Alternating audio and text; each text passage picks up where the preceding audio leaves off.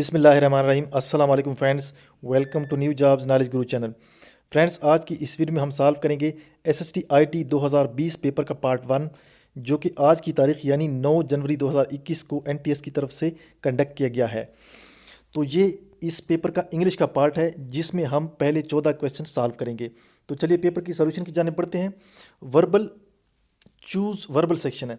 Choose the lettered word और phrase that is most nearly opposite in meaning to the word in capital letters. ठीक है, ये पूछ रहा है जो मुतज़ाद अल्फाज होते हैं या एंटोनिम होते हैं, आपने मुतज़ाद अल्फाज बताना है या जो एंटोनिम होता है।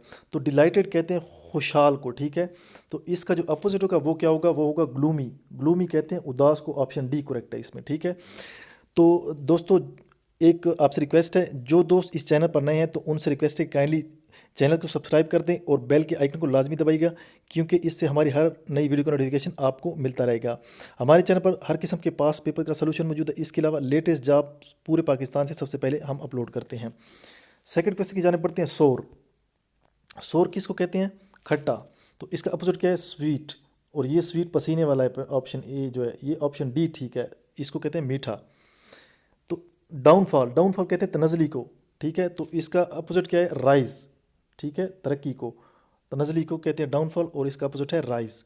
नेक्स्ट क्वेश्चन है दोस्तों, choose the word most similar in meaning to the capitalized ones. तो ये है आप 4 नंबर एडजॉइनिंग। तो इसका जो है आपने सिमिलर वर्ड ढूंढना है। ठीक है दोस्तों, एक चीज़ बताता चलूँ कि जो 4 से आगे क्वेश्चन है, 4, 5 और जो भी है, इसमें आपने सिमिलर वो ढूंढना है, मतलब मुतरादिफ अल्फाज ढूंढने हैं। तो 4 नंबर का एडजॉइनिंग है, इसका जो सेम लफ्ज़ होगा या इसका सिनोनिम होगा वो होगा एडजेसेंट। एडजॉइनिंग कहते हैं मुल्हिका को। ठीक है, नेक्स्ट क्वेश्चन है इनॉर्मस। इनॉर्मस कहते हैं बड़े को। तो इसका जो मुतरादिफ अल्फाज लफ्ज़ है वो है ह्यूज। ह्यूज भी बड़े को कहते हैं। नेक्स्ट क्वेश्चन की जाने बढ़ते हैं। 6 से लेके 10 तक है अगला section. On the way each tree and Bush, each stone and spring reminded him of Arshak's childhood. Many were the times that he carried the child up the steep path on his back. He would sit down to rest on the stone. Navarsat would give Arshak a peer and would wipe his nose with him of his long jacket. तो नीचे question पूछे गए हैं इस paragraph के हवाले से, उनका आपने जवाब देना है। पहला क्वेश्चन है the first sentence of the passage is in. तो पहला सेंटेंस जो है यहाँ से लेके यहाँ तक, ये किस टेंस में? ये पास्ट में है। ठीक है, past tense, option B correct है। इसको पास्ट इंडेफिनिट भी बोलते हैं। नेक्स्ट क्वेश्चन है स्टोन इज एन। स्टोन क्या है? ये नाउन है। ठीक है, जिसको बोलते हैं कि इसम है, किसी चीज़ का नाम है। ऑप्शन बी करेक्ट है। Next question wipe. वाइप क्या है? वाइप मतलब साफ करना। ठीक है, वाइप हिज नोज। वाइप है वर्ब। ठीक है, ऑप्शन ए करेक्ट है 8 का। 9 क्वेश्चन है carried is the past form of carry. Carry क्या है? कैरिड जो है पास्ट फॉर्म है कैरी। कैरी का कैरी, कैरिड, कैरिड सेकंड और थर्ड फॉर्म, ये थर्ड फॉर्म है कैरिड, कैरी का। नेक्स्ट क्वेश्चन है to and on are prepositions. Option A correct है। ये बहुत इजी क्वेश्चन है, टू और ऑन दोनों प्रीपोजिशंस है। तो अगले क्वेश्चन की जाने पड़ते हैं।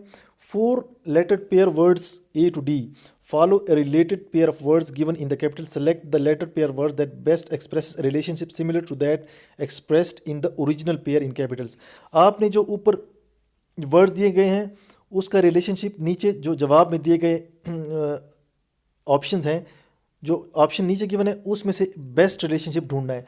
तो डज और बज। ठीक है, डज कहते हैं करना या काम करना, बस कहते हैं एक्साइटमेंट को। तो नीचे बी, सी और डी देखें, ये फर्स्ट और थर्ड फॉर्म है। ठीक है, तो इनमें रिलेशन है, चूंकि इनमें कोई खास रिलेशन नहीं है बज और डज में, तो ऑप्शन ए करेक्ट होगा। रिट। रिट कहते हैं अदालती हुक्म को रिटन फॉर्म में, और बिट कहते हैं थोड़ा सा, तो ये ऑप्शन ए करेक्ट होगा 11 का। इसके बाद फ्रेंड और फो। फ्रेंड कहते हैं दोस्त को, फो कहते हैं एनिमी को, दुश्मन को। तो इसमें ऑप्शन सी करेक्ट होगा, क्योंकि ये अपोजिट वर्ड्स हैं।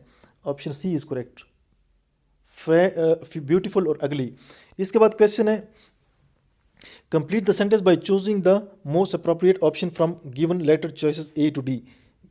तो इसमें आपने 13 नंबर जो क्वेश्चन है, ही लॉस्ट हिज कीज, ये तो बहुत इजी क्वेश्चन है, थर्ड फॉर्म है लॉस का, लूज का थर्ड फॉर्म है लॉस्ट। ऑप्शन ए करेक्ट होगा 13 में, ही लॉस्ट हिज कीज़। इसके बाद क्वेश्चन है ही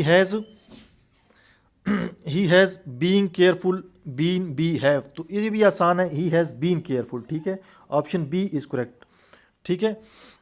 तो ये थे आज के 14 क्वेश्चन इस पार्ट के जो हमने सॉल्व किए। इंशाल्लाह नेक्स्ट पार्ट भी जल्दी अपलोड करेंगे, तो चैनल को सब्सक्राइब कर दें और वीडियो को भी लाइक कर दें। मिलते हैं नेक्स्ट वीडियो में, तब तक के लिए इजाज़त दीजिए, अल्लाह हाफिज़।